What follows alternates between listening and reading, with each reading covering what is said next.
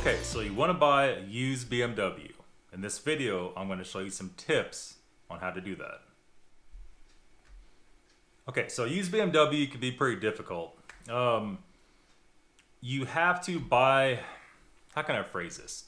You could buy something, pay a lot of money for it. That does not mean whatsoever that car is a better deal because it costs more money. A lot of people are very confused about that. We have a little bit of problem in today's market about getting stuff serviced. So what I mean by that, a lot of shops are not competent to service these cars or any car or whatever. I think a lot of it is two things: not paying attention and laziness. That pretty much prevails not only in the car industry over a lot of stuff these days. So whenever you find a car that has service records, that doesn't really mean a whole lot.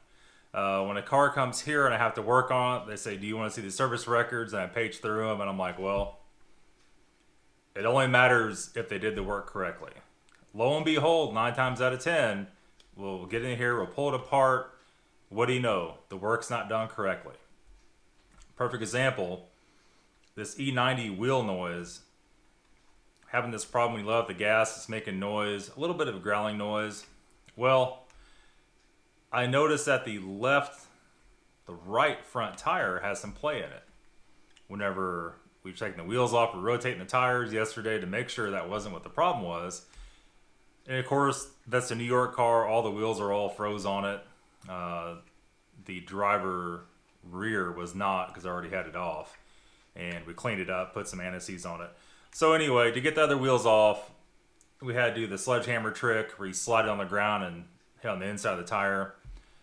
I don't like doing that. That's the only way you get stuff off. We got it all off. Figured out that the axle nut was not tightened all the way.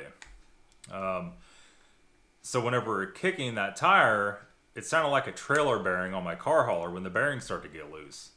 Well, what happens, that nut that tightens the axle, that actually holds the bearing together. And if without that, basically the bearing, if you drive it, it would fall in two. So all the cars that don't have all-wheel drive, this one is all-wheel drive, it has a bolt and a nut that sandwiches the bearing instead of the CV axle. I don't know if that's what the noise was. That definitely is a problem.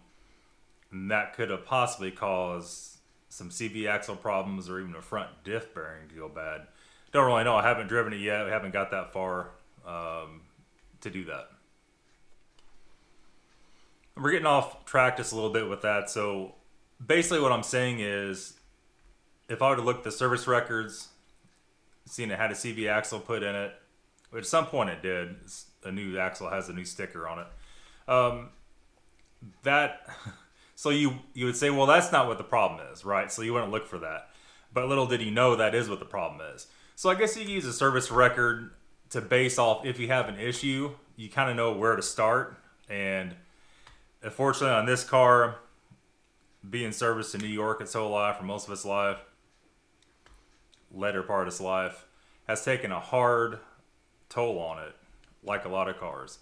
You know, we still get people from shops every day leaving nasty comments on the videos. Well, I know better than you.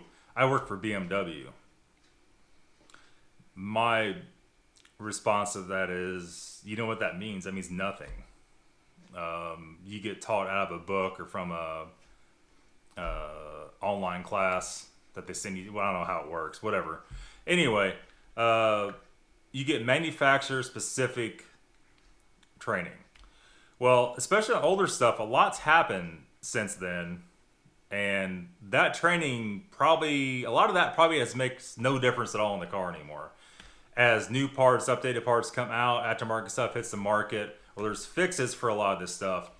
The last thing you want to do is replace parts that failed from the factory with other failed factory parts. That's going to give you the same result within the first year or two of use. At the dealership, I guess they call that job security.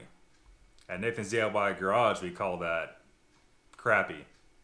Other words for it, but as far as YouTube goes, crappy is the strongest we'll be able to get on this. And that's what the deal is. So yeah, what to look for in buying a BMW, your first one, buy one that's broken. To be totally honest with you, buy one that's broken, that has a problem you're comfortable fixing. That's your best bet. You can find that stuff for a quarter of the price. Instead of paying $10,000 for an E90, which is over top dollar, which is what people ask for them, you know, find one with 100 or 120,000 miles that needs a water pump, or the transmission is having issues, or has the ticking problem. Stuff we've done the videos on to show you how to fix the stuff. That way, if you have to spend $1,000 worst case on a different transmission, you're only in the car a few $1,000s instead of starting at 10, and then you have to put a transmission in the car and you're at 11 or 12 or 13. My other advice is if you're a kid, a lot of you guys are, that's cool, no problem at all with that. If you're 16, 18, 19 years old, you cannot work on your own cars. If you're 40 years old, you cannot work on your own cars. Unless you're mega rich, and if you're mega rich, you would not be in the market for a used BMW. I would not buy one. If you're willing to learn, anybody can learn this stuff. They're not difficult cars to work on. In my experience, they're some of the easiest cars to work on. Very well thought out, very well put together. They're made to be taken apart if there's a problem. And that is what it is. So basically in this video, I'm not telling you not to buy the car. You have to be prepared if you buy it. Be responsible with your money. If you're irresponsible when you buy one of these, I can tell everybody, it'll take you down. It'll put you into bankruptcy. They're that bad if you don't know how to control the situation. The situation never is out of control unless you get out of control and you start freaking out and taking it to the dealer. If you don't ever let that happen, you have a strong mindset and you lock in and do it. You do the work yourself no matter what.